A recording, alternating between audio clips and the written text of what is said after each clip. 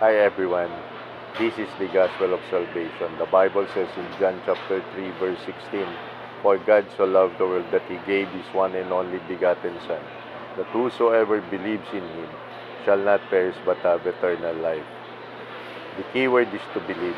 Believe in the Lord Jesus Christ. Jesus said in the Bible, I give eternal life. Jesus said in the Bible, I have all the authority to forgive sins here on earth. And the will of God the Father is to believe in His Son, Jesus Christ.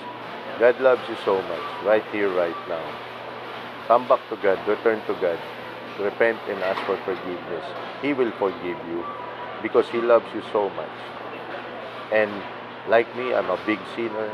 I repented and asked for forgiveness, and I know in my heart and in my mind that God forgave me already. He gave His one and only begotten Son, Jesus Christ, to pay all our sins. He died, Jesus Christ died for all our sins. Jesus Christ saved us from all our sins. Jesus Christ saved us from eternal death, from eternal punishment, when He died on the cross of Mount Calvary 2,000 years ago. And the precious blood of our Lord Jesus Christ cleansed us from all our sins, wash away all our sins. He made us righteous in the eyes of God the Father. And in John chapter 14 verse 6, Jesus said, I am the way and the truth and the life. No one can come to the Father except through me. There's only one way. Jesus Christ is the only true way. Jesus Christ is the only true Savior. There is no other Savior. Even your money, your wealth, your possessions, your condominiums, your houses, your cars, and your doctors and your nurses, they cannot save you. They cannot give you eternal life. Jesus Christ is the only true Savior. There's no other Savior. Believe in the Lord Jesus Christ. And in John chapter 11, verses 25 to 26, the Bible says, Jesus answered, I am the resurrection and the life. Whoever believes in me will live even though they die.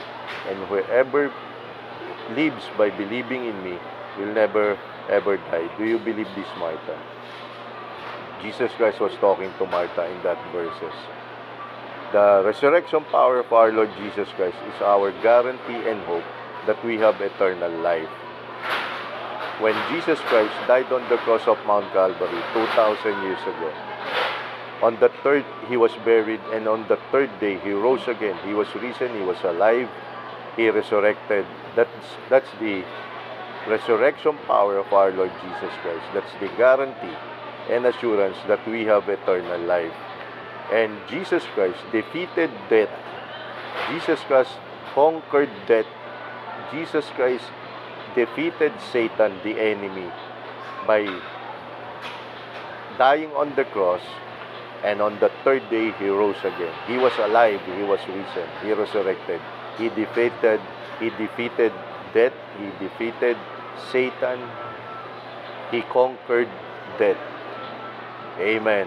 And in Romans chapter 3 verse 23, the Bible says, For all have sinned and fall short of God's glorious standard. We are all sinners. For all have sinned and fall short of God's glorious standard. We are all sinners. All of us failed. We failed to obey all the 10 commandments of God. We are all sinners and fall short of God's glorious standard. And in Romans chapter 6 verse 23, the Bible says, For the wages of sin is death, but the gift of God is eternal life through our Lord Jesus Christ. For the wages of sin is death, but the gift of God is eternal life through our Lord Jesus Christ. There's a gift. There's a gift from God. God gave us a gift. Eternal life through our Lord Jesus Christ. All we need is to accept and receive that gift. That is free. The gift is free. All we need is to accept and receive the gift from God. Eternal life through our Lord Jesus Christ. Accept and receive Jesus Christ in your heart, in your life, as your personal Lord and personal Savior. God loves you so much. He wants to give you eternal life through our Lord Jesus Christ by accepting, by receiving Jesus Christ in your life, in your heart, as your personal Lord and personal Savior. God loves you so much. Romans chapter 6 verse 23, for the wages of sin is death. Wages of sin is death. Death is in hell. Eternal life is in heaven. God wants you to have eternal life through our Lord Jesus Christ, by receiving Jesus Christ, by accepting Jesus Christ as your personal Lord and Savior.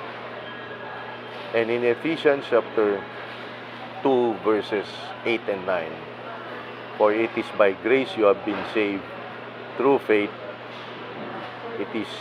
This is not from you, it is a gift from God.